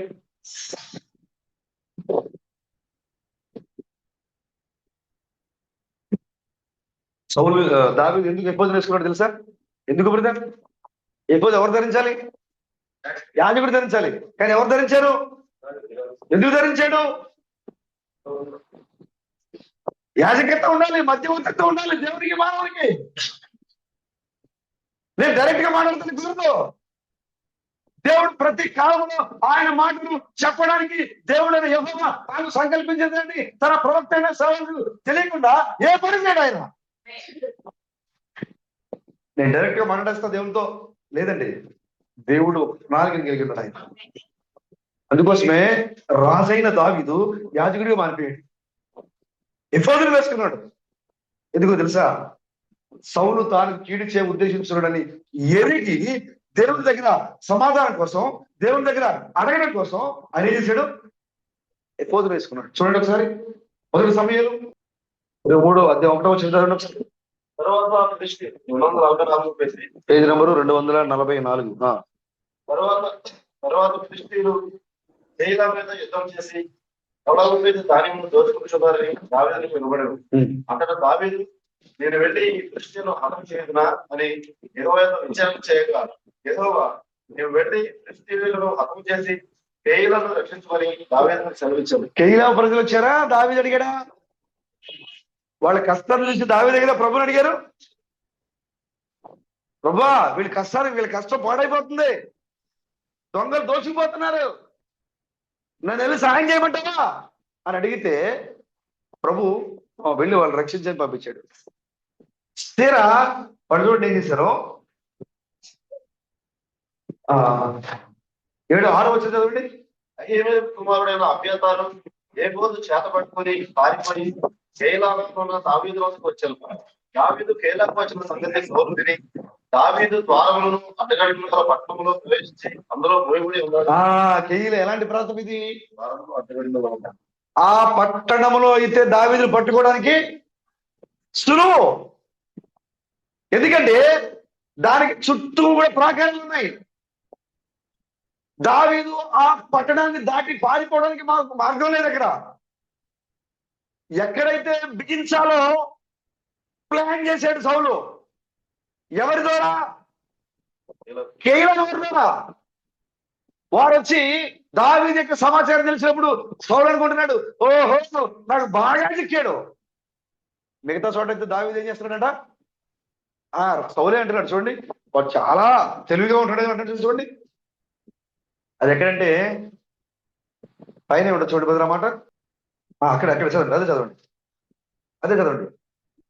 దావీదు అడ్డగడుల ద్వారంలో అడ్డగడుల పట్టణంలో ప్రవేశించి అందులో మోయబడి ఉన్నాడు. దేవుడు అతను నా చేతికి అప్పగించడానికి. కాబట్టి సౌలు కేయిలాకు పోయి దావీదును అతని జనులను ముట్టడం వల్లని జనులందరినీ ఇద్దరు పిలువనంపించాను. సౌలు తనకు కీడే ఉద్దేశించున్నాడని దావీదు ఎరిగి యాజకుడైన అభ్యంతరాలను ఏబోదును తెమ్మనను. అప్పుడు దావీదు, ఇశ్రాయేలీయుల దేవా యెహోవా సౌలు కేయిలాకు వచ్చి అడ్డబట్టి పట్టణమును పాడు చేయ ఉద్దేశించున్నాడని ఈ దాసుడినైనా నాకు రూఢిగా తెలియబడినది. కేయిలా జనులు అతని చేతికి అప్పగించుదురా? ఈ దాసుడినైనా నాకు వినపడినట్లు సౌలు దిగవచ్చునా? ఇశ్రాయేలీయుల దేవా యెహోవా దయచేసి ఈ దాసుడినైనా నాకు దాన్ని తెలియజేయమని ప్రార్థింపగా అతను దిగి వచ్చునని యెహోవా సెలవిచ్చాను. కేయిలా జనులు నన్ను నా జనులను సౌలు చేతికి అప్పగించుదురా అని దావీదు మరలా మనవి చేయగా యెహోవా వారు నేను అప్పగించుదురు అని సెలవిచ్చాను. అతను దావీదును దాదాపు 600 మంది అయిన అతని జనులను లేచి కేయిలాల నుండి తరలి ఎక్కడికి పోగలరో అక్కడికి వెళ్ళింది. దావీదు కేయిలాల నుండి తప్పించుకున్న సంగతి సౌలు విని వెళ్ళక మానేది. అయితే దావీదు అరణ్యంలోని కొండ స్థలములు ఎందును జీపు అను అరణ్యంలో పర్వతములను నివాసం చేయించుండెను. సౌలు అనుదినము అతని వెతికినను దేవుడు సౌలు చేతికి అతను అప్పగించలేదు. ఆ ప్రాణం తీయుడికై సౌలు బయలుదేరని తెలుసుకొని దావీదు జీపు అరణ్యంలో ఒక పర్వం దిగాను. అప్పుడు సౌలు కుమారుడైన యోనాతాను లేచి వనంలో ఉన్న దావీదు ముందుకు వచ్చి, నా తండ్రి అయిన సౌలు నిన్ను పట్టుకుంటాను, నీవు భయపడవద్దు. 21 సౌలు వారితో, మీరు నా యందు కనికరపడినందుకై మీకు యెహోవా ఆశీర్వాదం కలుగును గాక. మీరు పోయి అతడు ఒండు స్థలము ఏదైనది అతన్ని చూసిన వాడు ఎవడనేది నిశ్చయంగా తెలుసుకోవాలి. అతడు బహుయుక్తిగా అతడు బహుయుక్తిగా ప్రవర్తించున్నాడు, నాకు నిలబడలేదు కనుక. దావీదు నా నుండి తప్పించుకోవడానికి బహుయుక్తిగా ప్రవర్తించున్నాడు. ఎప్పుడైతే కెయిలా ప్రజలు వెళ్ళి చెప్పారో, అహిమెలెకు తన దగ్గరికి వచ్చాడు పారిపోయి వాళ్ళ మధ్యలోంచి. ఎప్పుడైతే కీడు సమాచారం దావీదు విన్నాడో, వెంటనే ఆ అహిమెలెకు తీసుకొచ్చాడు ఎఫోదు తెమ్మన్నాడు. ఆయన ఎఫోదును ధరించి ప్రభు యొక్క సన్నిధికి వెళ్ళి ప్రభుని అడుగుతున్నాడు, ప్రభా నేను కెయిలా ప్రజలకి ఎంత సహాయం చేశాను కదా, వీళ్ళు నన్ను పట్టిస్తారా అడిగితే ప్రభు చెప్పారు, ఖచ్చితంగా పట్టిస్తాను. ఏంటి ఇంత సహాయం చేస్తే, నేను వాళ్ళ కష్టాల్లో వాళ్ళ తోడుగా ఉంటే, వాళ్ళ కష్టాల జీతాన్ని దోసుకుపోయే శత్రువుల్ని నేను తరిమితే ఎంత తిరుగుబాటు బ్రదర్ దేవుని మీద ప్రజలు, ఎంత తిరుగుబాటు. దేవుడిని ఎడల ఎంత అక్కడి కలిగి ఉన్నాడు ఆయన. నువ్వు పాపంలో ఉన్నావు, నువ్వు నిందల్లో ఉన్నావు, నువ్వు అవమానంలో ఉన్నావు, నువ్వు మరణించే స్థితిలో ఉన్నావు, వ్యాధుల్లో ఉన్నావు, దుఃఖంలో ఉన్నావు, నిట్టూర్పులో ఉన్నావు, నిన్ను కాపాడేవాడు ఎవరు లేడు. ఎహెజ్కేలు చెప్పినట్లుగా నీ తల్లి గర్భమున నువ్వు గర్భం నుంచి బయటకు వచ్చినాడు, ఎలా ఉన్నావు అలాగే నువ్వు నడినట్టు పడిపోయి ఉన్నావు. నీ నావి కోసేవాడు కూడా ఎవడు కూడా లేడు. రక్తంలో ఉన్నావు, కనీసం నీ రక్తాన్ని తుడిచేవాడు కూడా ఎవడూ లేడు. ఆ స్థితిలో ఉన్న నేను చూసి నేను జాలిపడి నీ ఒంటి మీద రక్తాన్ని తుడిచి నీకు ప్రశస్తమైన సన్నబనార వస్త్రాలు ధరింపజేసి, మంచి గోధుమలు నీకు ఆహారంగా ఇచ్చి, మంచి వస్త్రాలు ఇచ్చి, మంచి సౌందర్యవంతులుగా ఆభరణ భూషితురాలు చేశాను నేను నిన్ను. కానీ నువ్వేం చేసావు? ఆ స్థితిని మర్చిపోయావు. నేను నీకేం చేశాను నువ్వు మర్చిపోయావు. ఈ ప్రజలు అలాగే మర్చిపోయారు. కేయిలా ప్రజలు ఏం చేశారు, జీపు ప్రజలు కూడా ఏం చేశారు, వాళ్ళు అలాగే పట్టించారు. ఆయన కెయిలలో తప్పించుకోవడానికి ఎరిగి దావీదు జీపు అరణ్యంలో ఉండని అక్కడికి వచ్చాడు. వాళ్ళు సమాచారం ఇచ్చారు. వాళ్ళు దావీదు యొక్క సొంత ప్రజలు వాళ్ళు, జీపు వాళ్ళైతే సహాయం పొందారు, కానీ వీళ్ళైతే సొంత రక్త సంబంధికులు. ఇది మరింత మోసమైంది. వీళ్ళు సమాచారం ఇచ్చారు. ఎంత తిరుగుబడి చూడండి. సౌలు అంటున్నాడు, దావీదు నా నుంచి తప్పించుకోవడంలో యుక్తి కలిగిన వాడు. అవునండి, మనము చాలా యుక్తి కలిగిన వాడము. శత్రువు యొక్క చేతుల నుంచి తప్పించుకోవడంలో మనము చాలా యుక్తి కలిగిన వాళ్ళం మనము. కాబట్టి సౌలు మన మీద చాలా ప్లాన్ చేస్తూ ఉంటాడు. ఎవరు? సాతాను. హల్లెలూయా, హల్లెలూయా. ఎప్పుడైతే దావీదు కెయిలా ప్రాంతం నుంచి జీపు అరణ్యానికి వెళ్ళినది సౌలుకు వినబడిందో, మరలా ఆ ప్రాంతానికి తన సైన్యం పంపించాడు. జీపు అరణ్యంలో తన సమాచారంతో సౌలు అంటున్నాడు, దావీదు యుక్తముగా ప్రవర్తించున్నాడు, నా నుండి పారిపోవడానికి తెలుగుగా ప్రవర్తిస్తున్నాడు, నా చేతిలో పడకుండా యుక్తముగా ప్రవర్తిస్తున్నాడు. చాలా జాగ్రత్తగా మీరు దావీదు మీద నిఘా పెట్టండి. సమాచారం కరెక్ట్ గా తెలుసుకోండి. దావీదు ఎక్కడ దొరుకుతాడో, ఎలా బంధించాలో దావీదు యొక్క సమాచారాన్ని ఖచ్చితంగా తెలుసుకోండి. ఎందుకంటే దావీదు ఎలా తప్పించుకున్నాడు? యుక్తిగా. ప్రభుకి స్తోత్రం కలగాక. ఈనాడు నీవు కూడా శత్రువు యొక్క చేతుల నుంచి ప్రభు నిన్ను అలాగే తెప్పిస్తున్నాడు. నిన్ను సాతాను యొక్క చేతిలో పడకుండా ప్రభు నిన్ను యుక్తిగా తప్పిస్తున్నాడు. సోదరుడు, వాడు ఏదైతే నీ మీద తిరుగుబాటు తీసుకొస్తూ ఉంటాడో, నీ సహోదరుల ద్వారా, లేదా చుట్టుపక్కల వాళ్ళ ద్వారా, లేదా నీ కుటుంబ సభ్యుల ద్వారా, ఆ సమయంలో ప్రభు నీకు యుక్తి కలిగిన ప్రవర్తన, యుక్తి కలిగిన ఆలోచన నీకు ఇవ్వడం ద్వారా వాడి నుంచి కూడా తప్పించబడతా ఉంది. ప్రభుకి స్తోత్రం కలగాక. ఎప్పుడైతే ఆ సమాచారం అందిందో సౌలుకి, అవును జీపు అరణ్యంలో దావీదు ఉన్నాడు అని తెలుసుకున్నాడు, వచ్చేసాడు. ఇది ఎలాంటి తెలుసా? ఈ జీపు అరణ్యము ఒక పక్కన బాగా ఎత్తైన పర్వతాలు ఉంటాయి. సౌలు వచ్చేసాడు. పక్క సమాచారంతో వచ్చేసాడు. ఇక దావీదుకి సంగతి తెలిసిపోయింది. దావీదు త్వరపడి తన పనివారితో ఆ పర్వతం మీదకి ఎక్కేశాడు. ఏంటి ఆ పర్వతం పేరు? భయ విముక్తి శిల. ఎక్కడ రాస్తుంది? అక్కడ ఏమన్నాడు? ఏమని రాస్తుంది అక్కడ? సెలహమ్మ లేకోతు. ఆ కొండ పేరు. దావీదు సౌలు చేతులు పడకుండా పారిపోయి ఆ కొండ దిగాడు. ఇక ఆ కొండ పక్క దిగడానికి మార్గం లేదు. ఇక ఎటువైపు దానికి మార్గం లేదు. ఇక ఈ సంగతిని ఎరిగిన సౌలు తన సైన్యాన్ని చుట్టూ మోహరించాడు. ఆ భయ విముక్తి శిల కొండ చుట్టూ సౌలు యొక్క సైన్యము మోహరించింది. ప్రభుకి స్తోత్రం కలుగును. ఇక్కడ ఈ దావీదుకి మార్గం లేదు. సౌలు అంటాడు, అక్కడ చూడండి ఏమన్నాడు? మైదానంలోని 24 చదువుతూ చూడండి.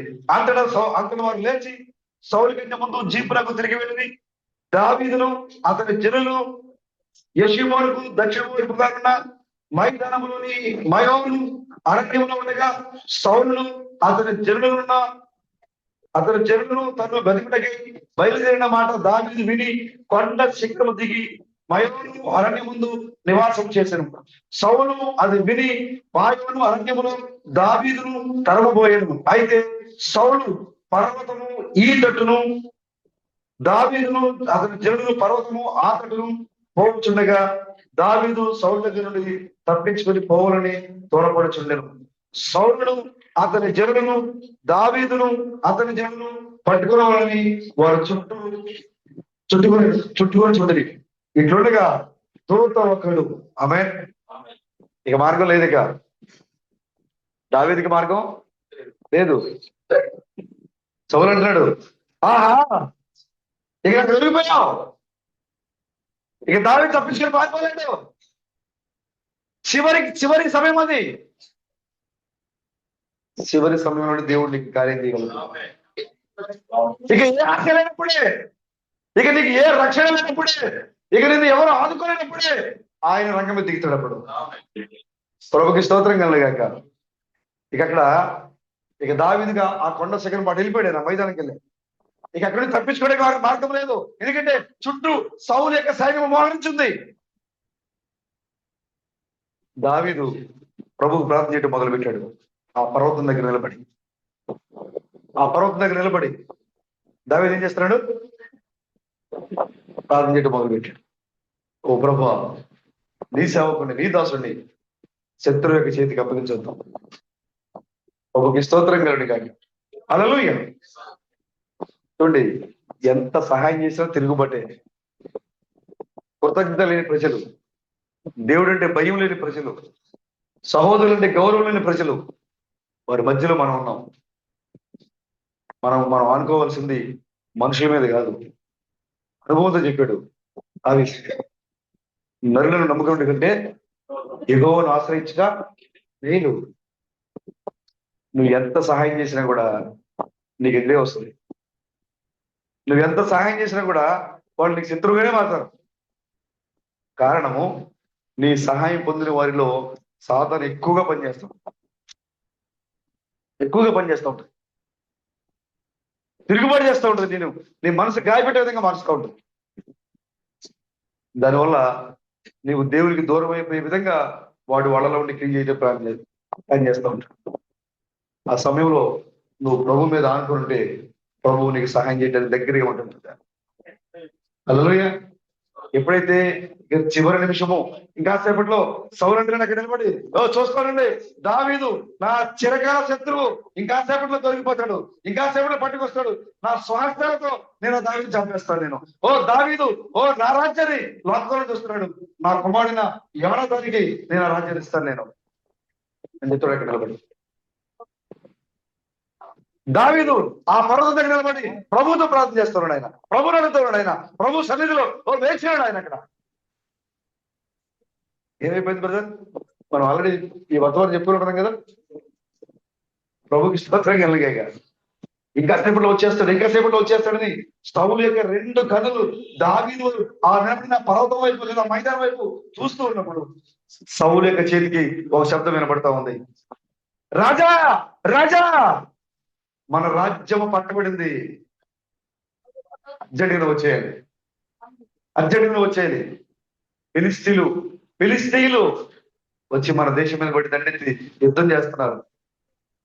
ఎప్పుడైతే ఆ సమాచారం వినబడిందో సౌలు దావీదు సంగతి తర్వాత ముందు మన రాజ్యాన్ని కాపాడుకోవాలి అని దావీదుని విడిచిపెట్టి వెళ్ళిపోయాడు. అక్కడ సౌలు విడిచిపెట్టలేదు. దావీదు యొక్క ప్రార్థన దావీదుని భయం విముక్తి నుంచి విడిపించింది. ఆమె దానికోసమే దానికి ఆ పేరు పెట్టాడు దావీదు. అక్కడ శిలహమ్మ విముక్తి శిల. నీకు భయం ఉన్నప్పుడు, సమస్య వచ్చినప్పుడు నువ్వు ఆనుకోవాల్సిన భయ విముక్తి శిల హల్లెలూయా ఇక్కడే ఉందండి. నీకు ఏ సమస్య వచ్చినా నువ్వు మనిషి మీద ఆధారపడద్దు, నీకు దగ్గరగా ఉంది ఆ భయ విముక్తి శిల. ఆమె అది చేతి సహాయం లేకుండా శిల, అది దొరుకుంటూ వస్తా ఉంది, పరలోకం నుంచి దొరుకుంటూ వస్తా ఉన్నది, మనుషులతో తీయబడింది రాయగలిది, ఏ మానవుడి సహాయం లేకుండా తీయబడిన బండ అది.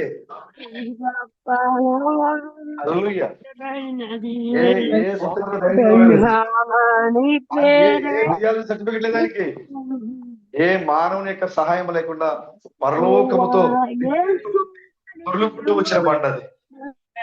ఈ లోకంలో ఉన్న ప్రతి రాజ్యం తునిలుగా మార్చేటువంటి శిల అది. ఆమె అతను ఎక్కడి నుంచి వస్తాడంట? ఎక్కడి నుంచి వస్తుంది రా బండ? చేతి సహాయం లేకుండా తీయబడిన బండ. మెసేజ్ ఉంటుంది ఇక్కడ.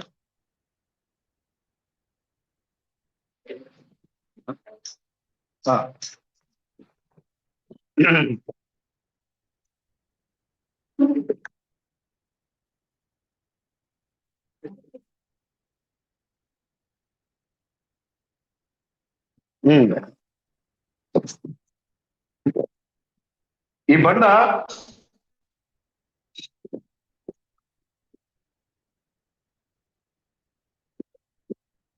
మర్మమైన 7వ ముద్ర యొక్క ప్రత్యక్ష అనే వర్తమానంలో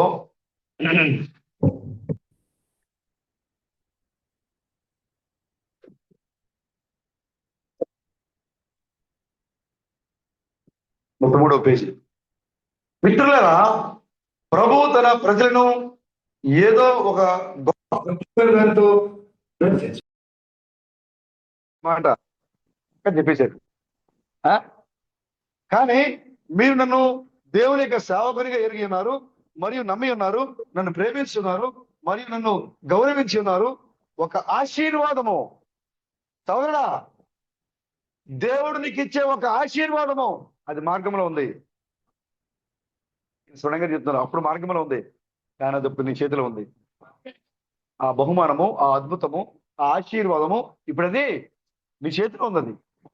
హల్లెలూయా. అది మార్గంలో ఉన్నది అని చెప్పుడను గుర్తుంచుకోనండి. అది సరియేనా? అది సరియేనా? అది వచ్చుచున్నది, ఇప్పుడు చేస్తున్నది.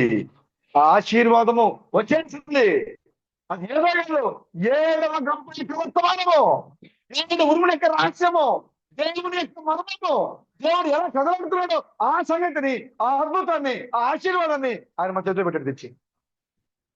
ఏమి సహాయం లేకుండా తీయబడిన బండ ఎక్కడి నుంచి వచ్చిందంట? పరలోకం నుంచి వచ్చింది. చూడండి, నేను ఆ దూతను చూడగలుగుతున్నాను. 35వ పారాగ్రాఫ్. నేను ఆ దూతలను చూడగలుగుతున్నాను. వాటి రెక్కలు వెనక వైపుగా వంగి ఉన్నవి. అవి శబ్దము కంటే వేగముగా ఎలా వస్తున్నాయంట? పరలోకం నుంచి శబ్దము కంటే అధిక వేగముతో ప్రయాణం చేయుచున్నవి. వారు నిత్యత్వము నుండి కను రెప్పపాటులో వచ్చిరి. ఆమె హల్లెలూయా. ఎక్కడి నుంచి వచ్చారు బ్రదర్? ఎక్కడి నుంచి వచ్చారు సోదరుడా? ఎక్కడ తీసుకెళ్ళడానికి వచ్చారు బ్రదర్? మనల్ని నిత్యత్వంలో నడిపించడానికి, గలిలయ కలవడానికి మనల్ని తీసుకొచ్చారండి. హల్లెలూయా. మనం ఎక్కడికి వెళ్ళాలి ఇప్పుడు? ఎందుకంటే ప్రభు వాగ్దానం చేశారు, నేను మిమ్మల్ని అక్కడ కలుసుకుంటాను.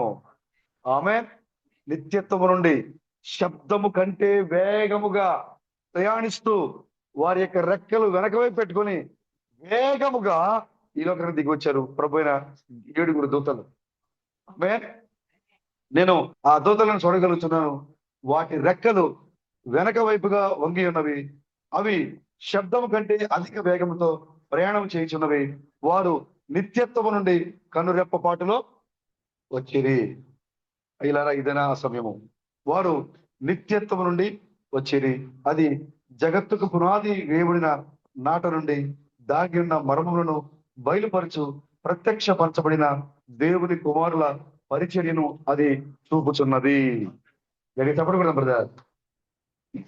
హల్లెలూయా, హల్లెలూయా, హల్లెలూయా. ఆ భయ విముక్తి శిల తన రెక్కలను వెనక వైపుగా వంగిపెట్టి శబ్దము కంటే వేగంగా నిత్యత్వం నుండి మన మధ్య దిగి వచ్చాడు ఆయన. దేనికోసమో తెలుసా? ఆయన 2000 సంవత్సరాల క్రితం చెప్పాడు ఆయన, నేను మిమ్మను అక్కడ కలుసుకుంటాను. నేను చదువుదా, నేను మిమ్మల్ని అక్కడ కలుసుకుంటాను. అది అతి పరిశుద్ధ స్థలం. అది ఏ మానవుడు ప్రవేశించని స్థలం. అది ఏ దానికి సమాంతరంగా ఉన్న స్థలం. అది దేవుని యొక్క మహిమకు సమాంతరంగా ఉన్న స్థలం. అది మానవుడు దేవుడు కలిసి జీవించిన స్థలం. ప్రభు చెప్పాడు, నేను నిన్ను అక్కడ కలుసుకుంటాను నేను. ఆమేన్. అదే మన యొక్క పూర్వపు స్థితి. దేవుడు మానవుడు కలుసుకున్న స్థలమే మన యొక్క పూర్వపు స్థితి. ఆ స్థితిలో మనం ఉంచడానికి ఆయన 7 దేవుని కుమారుల యొక్క రూపంలో వాడి అయిన రెక్కలు కలిగి శబ్దము కంటే వేగంగా నిత్యత్వం నుంచి మన మధ్యకి దిగి వచ్చాడు ఆయన. ఎందుకంటే మనల్ని పెట్టడానికి, హల్లెలూయా, మనల్ని ఆ ఏదైనా నడిపించడానికి, మనల్ని ఆ చెక్క గదిలోకి నడిపించడానికి, మనల్ని ఏదేనికి సమాంతరంగా ఉన్నటువంటి అతి పరిశుద్ధ స్థలంలో మనల్ని పెట్టడానికి. ఆమేన్. ఆ నిజమైన నిబంధన మందసముగా మనల్ని మార్చడానికి ఆ బండ చేతి సహాయం లేకుండా తీయబడిన బండ దొర్లుకుంటే ఈ లోకానికి వచ్చి ఆకాశం నుండి అగ్ని వచ్చి ఆ బండను ఏం చేసింది? కత్తిరించింది. ఆ సమయంలో క్రీస్తు బండం యొక్క కళ నుండి ఏమొస్తా ఉంది? అగ్ని వస్తా ఉంది. అనగా తీర్పు కాలంలో చేతి సహాయం లేని బండ దొర్లుకుంటూ ఈ లోకానికి వస్తా ఉంది. దేవుడు ఈ మాటని దానియేలు ద్వారా ఎప్పుడో చెప్పాడు ఆయన. ఇంతే కాలంలో చేతి సహాయం లేకుండా తీయబడిన బండ ఈ లోకానికి వస్తూ ఉంది. ప్రభుకి స్తోత్రం కలుగుగాక. హల్లెలూయా. ఈ యొక్క సమయంలో ప్రియమైన సహోదరులారా, మనం అంతా ఇప్పుడు ఎక్కడున్నామంటే అతి పరిశుద్ధ స్థలములో, ఏ మానవుడు ప్రవేశించాలని అతి పరిశుద్ధ స్థలములో సమాంతరంగా ఉన్నటువంటి చెక్క గదిలో మనం ఉన్నాము. నీ తలపైన అగ్నిస్తంభము సుడులు తిరుగుతూ నీ తలపైన వచ్చి నిలబడి ఉంది. ఇక్కడ ఇక నీకు పగలు రాత్రి తేడా నీకు ఇక్కడ తెలియదు. మనము ఆవరణ ఉన్నప్పుడు మన యొక్క వెలుగు సూర్యచంద్ర నక్షత్రాలు, మనము మొదటి గుడారంలోకి వచ్చినప్పుడు నీ యొక్క వెలుగు దీపస్తంభము. నువ్వు ఎప్పుడైతే అతి పరిశుద్ధ స్థలంలోకి వచ్చావో నీ వెలుగు షకీనా గ్లోరీ. చేతులని మనం అప్పుడు చేస్తున్నాం. మనం నీ పైన, నీ గుడారం పైనే ఆ షకీనా గ్లోరీ ఉంది అక్కడ. ఆమె ప్రభు చెప్పారు, నేను నిన్న అక్కడ కలుసుకుంటాను. హల్లెలూయా. ఆ నిజమైన నిబంధన మనసంగా ప్రభు నిన్ను మార్చేశాడు. నీ తలపైన ప్రభువే క్రీస్తుగా, యజమానుడిగా, నీ పైన నీకు శిరస్సుగా ఆయన ఉన్నాడు, నీ తలరాయిగా. ఆమేన్. ఇప్పుడు ప్రభువు మనము కలుసుకున్న స్థలం ఇదే నూతన ఏదేని. ఇప్పుడు దానికి ఏం పేరు పెట్టారు? సాతాను దాన్ని లాక్కొని దానికి ఏదేని, సాతాను ఏదని పేరు పెట్టాడు. కానీ ఇప్పుడు దేవుని కుమారులు వచ్చి దాన్ని వాడి చేతిలోంచి లాగి ఇప్పుడు దానికి ఏం పేరు పెట్టారంటే ఇది దేవుని ఏదేనో, దేవుని కుమారుల యొక్క స్వాస్థ్యము. ఆమేన్. ఇప్పుడు మనం నూతన ఏదేలో మనం ఉన్నాం. ఇప్పుడు ప్రభుకి స్తోత్రం కలగాక. ఇప్పుడు చూడండి, ఆ ఏదేలో ఉన్నప్పుడు ఆ ఆదాముకి మరణం లేదు. ఇప్పుడు ఎవరైతే ఈ ఏదేలోకి వచ్చారో ఇప్పుడు ఈ యొక్క నిజమైన అవ్వలకి, నిజమైన ఆదాముకి ఇక్కడ మరణమే లేదు. పూర్వస్థితి ఏదైతే మనం కోల్పోయామో ప్రభు మరలా మనకి ఇక్కడ స్థితిని మరలా మనకి ఇక్కడ ఇచ్చాడు ఆయన. ప్రభుకి స్తోత్రం కలగాక. హల్లెలూయా. ఇప్పుడు మనం అందరం ఎక్కడున్నామంటే చెక్క గదిలో ఉన్నాం. మనం ఎప్పుడైతే ఈ చెక్క గది నుంచి మనం బయటకు వస్తున్నామో అప్పుడు ఎలా ఉంటుంది తెలుసా? మనం ఏదైతే కోల్పోయామో ఆ స్థితిని మరోసం పొందుకొని మనం బయటకు వస్తా ఉన్నాం. మనం ఇప్పుడు ఆ స్ట్రక్చర్ మీద పడుకుని ఆ చెక్క గది లోపలికి వెళ్ళిన ఆ సహోదరి మరొక ద్వారం గుండా. ఆమె ఒక ద్వారం కూడా లోపలికి వెళ్ళిందా సహోదరి? అవునా? అవునా బ్రదర్? ఏ ద్వారం కూడా మీరు లోపలికి వచ్చారు చక్కగదిలోకి? చెప్పండి బ్రదర్. తూర్పు ద్వార ముఖముగా మీరు చక్కగదిలోకి వచ్చారు. మీరు ఇప్పుడు మీరు ఉత్తర ముఖంతో మీరు బయటకు వస్తూ ఉన్నారు. ఇప్పుడు మీరు ఏ లోపము లేని నిజమైన క్రీస్తుగా బయటకు వస్తున్నారు మీరు. అందుకోసమే ఏసుకి 9వ అధ్యాయంలో ఉత్తర దిక్కున పై గవిని మార్గం నుండి ఎంతమంది వస్తున్నారు? ఒక్కొక్కడు తన చేతిలో ఆయుధాన్ని పట్టుకుని, హతము చేయాల్సినటువంటి ఆయుధాన్ని చేత పట్టుకుని వారి యోగానికి వస్తూ ఉన్నారు. వారి మధ్యలో అవిసెనారా కట్టుకుని లేఖకుని శిరాబుడు ధరించుకున్న ఒక వ్యక్తి కనబడుతూ ఉన్నాడు.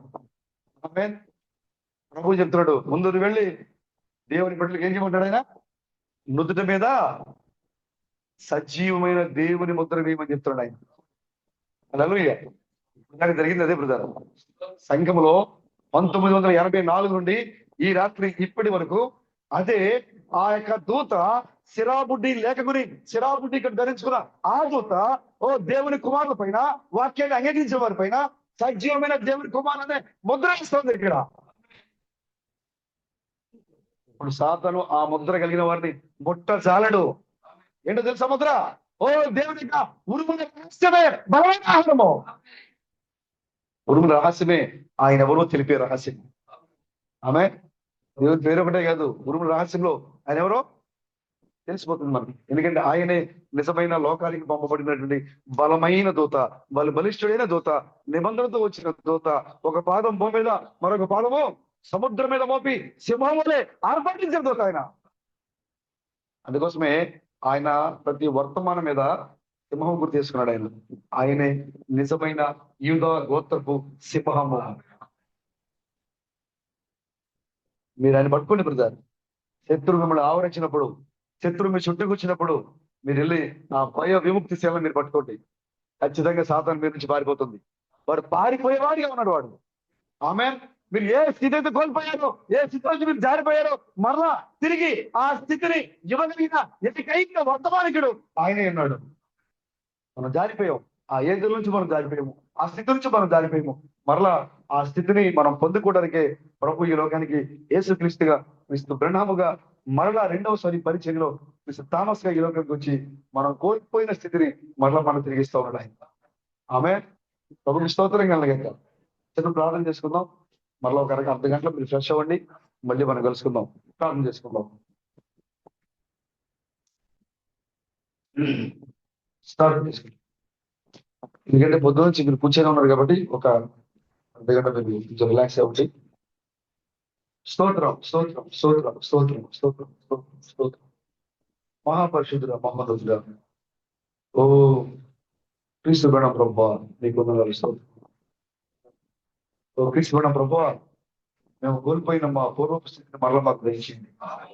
ఓ మా యొక్క స్థితి చక్కగదిలో, మా స్థితి అతి పరిశుద్ధ స్థలములో, మా స్థితి మేము పడిపోయిన ఏదేను, మా స్థితి నీతో సహవాసము, మా స్థితి క్రీస్తు తత్వము, మేము దాన్ని కోల్పోయాము మా ప్రభువా. తిరిగి మాకు దయచేయండి. దానికి అర్హులు మమ్మల్ని మార్చినందుకై మీకు వందనాలు చెల్లిస్తున్నాం. మరలా మేము కలుసుకునే వరకు మీ ఆత్మను మాకు వచ్చినట్టు నుంచి మహిమ ఘనత అయ్యా ప్రభావం పొందుకున్నామని మా విమోచకుడైన క్రీస్తు బిడ్డ నామంలో ఈ ప్రార్థన ఇచ్చున్నాము. ఆమేన్.